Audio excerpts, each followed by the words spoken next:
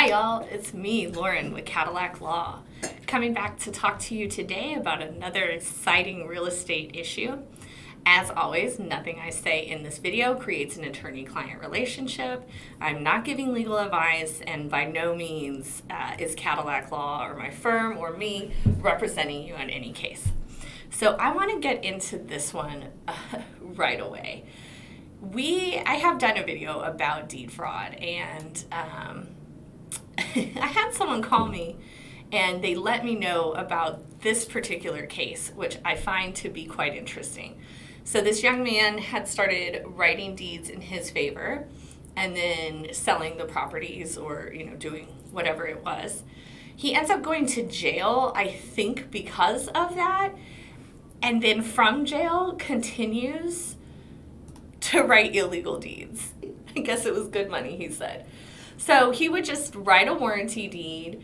I guess he's notarizing it himself.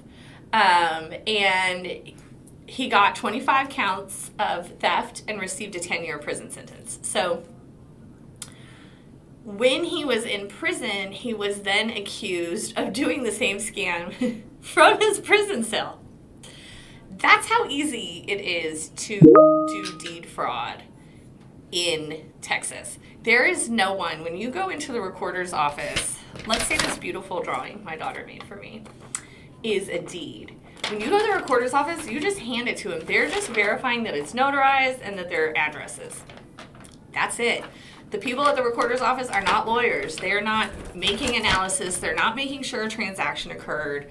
They're not making sure everybody, actually wanted to sell the property. They're just recording the document.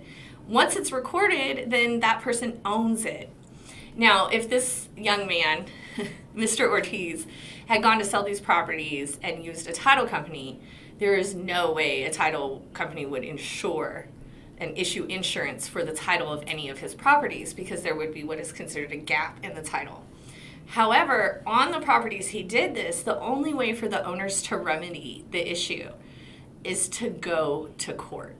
Unless Mr. Ortiz will sign a deed that gives it back to them, but once he's sold it to a new purchaser, now you are talking about a big court mess. Like, all you can do to court is go to court.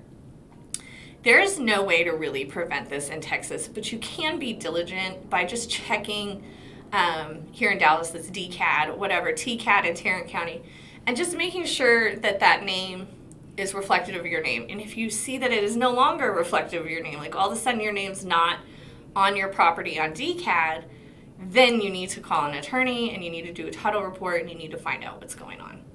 Oftentimes DCAD has just made a mistake, but then again, sometimes you get this Mr. Ortiz who writes a deed out of a jail cell. So be careful, try to protect yourself, be diligent.